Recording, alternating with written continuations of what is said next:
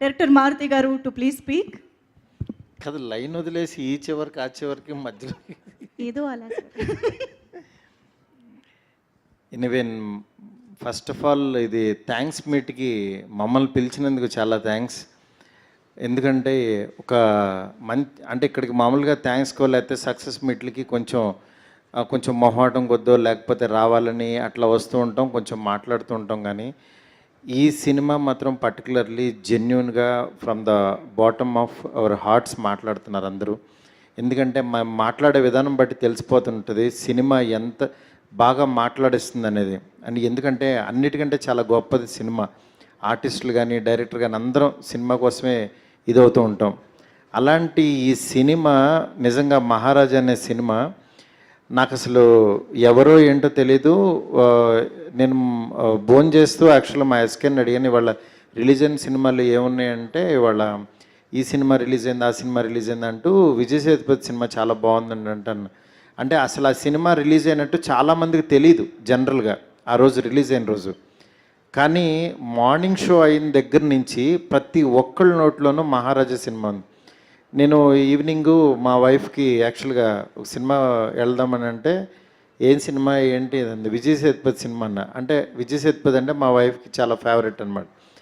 అనగానే వెంటనే సరే అంది, వెళ్ళాము. వెళ్ళి చూసిన తర్వాత చాలా షాక్ అయ్యాను.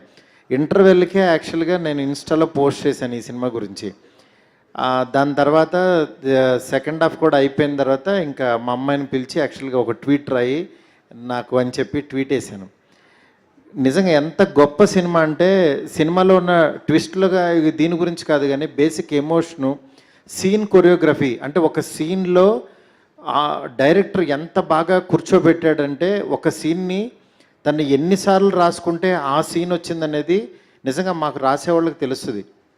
ఎందుకంటే అంత ఈజీగా సినిమాని మనం చూసినంత ఈజీ కాదు రాయడం ఇది. ఆయన 5 years పాటు ఇప్పుడే అడిగాను మీరు ఎంత టైం తీసుకున్నారంటే 5 years పాటు అంటే 2018లో కురంగు బొమ్మ అయిన ఒక సినిమా తీశారు, మళ్ళీ ఇప్పుడు ఈ సినిమా తీశారు. బట్ ఈ సినిమా ఇంత స్ట్రాంగ్గా మాట్లాడుతున్నాం అంటే ఆయన 5 years పాటు ఆన్ అండ్ ఆఫ్ ఆయన ఆ మధ్యలో చేస్తూ వర్క్ చేస్తూ అట్లా ఇంత కష్టపడి చేసిన సినిమా అనమాట ఇది. అందువల్ల ఈ సినిమాని మాత్రం ఎవ్వరూ మిస్ అవ్వద్దు. ఎందుకంటే ఒక మాస్టర్ పీస్ సినిమాలు చాలా రేర్గా వస్తాయి. అలాంటి ఒక గొప్ప సినిమా ఇది. ఇలాంటి సినిమా మన తెలుగు ప్రేక్షకులకు నిజంగా అందించినందుకు ఇంత ఒక స్ట్రైట్ సినిమాలాగా ఉంది. వసంత్ నిజంగా డైలాగ్స్ కానీ ఇవి కానీ ఒక స్ట్రైట్ తెలుగు సినిమాలాగా డబ్ చేశారు. నిజంగా తన మ్యూజిక్ డైరెక్టర్గా తెలుసు నాకు. నిజంగా వసంత్ ఈరోజు బాగా చేశాడంటే నిజంగా నాకు చాలా హ్యాపీ అనిపించింది. అలాగే కప్పల్ ప్రొడ్యూసర్ పాండవల్లో ఒక్కడని నేను అప్పుడు ప్రొడ్యూస్ చేశాను ఒక సినిమా తెలుగులోకి. ఆ ప్రొడ్యూసర్ ఈ ప్రొడ్యూసర్ ఒకళ్ళు అంటే ఇప్పుడే చెప్తున్నాను నేను కప్పల్ ప్రొడ్యూసర్ అని, సుధాన్ గారు నిజంగా గ్రేట్ సార్. అట్లాగే నట్టి గారు, ఆయన గురించి అసలు చాలా తక్కువ. ఎందుకంటే అంతకుముందు శత్రురంగవేట చూశాను. ఆ సినిమాలో అసలు ఏం ఆర్టిస్టు ఏంటంటే ఆయన ఒక కెమెరామ్యాను, ఆయనకి ఇది అని ఆయన గురించి బాగా చెప్పారు. అట్లాంటిది ఈ సినిమాలో ఆయన క్యారెక్టరైజేషను, లాస్ట్ క్లైమాక్స్ బిఫోర్ ఆయన పోలీస్గా అక్కడ చెప్పిన డైలాగ్స్కి నిజంగా విజిల్స్. అంటే ఒక మాస్ థియేటర్స్లో ఆ సీన్ని ఈయన ఎంతలాగా రౌండప్ చేశారంటే అసలు గ్రేట్ అనిపించింది. అట్లా నిజంగా ఈ డైరెక్టర్ గురించి కానీ ఈ టెక్నీషియన్స్ గురించి ఎంత చెప్పినా తక్కువే. ఎందుకంటే అంత గొప్ప సినిమా నిజంగా. విజయ్ సేతుపతి గారి 50th ఫిల్మ్ అప్పుడే 50 సినిమాలు అయిపోయినాయా అనే దీంట్లో ఉంది. ఈ జనరేషన్కి your the great artist sir. నిజంగా మాలాంటి డైరెక్టర్స్ మీలాంటి వాళ్ళతో అంటే డైరెక్టర్స్ అంటే కొంతమంది హీరోలుతో వర్క్ చేయాలని డైరెక్టర్స్కి ఉంటుంది. అలాంటి favourite hero sir. I'm one of the director sir.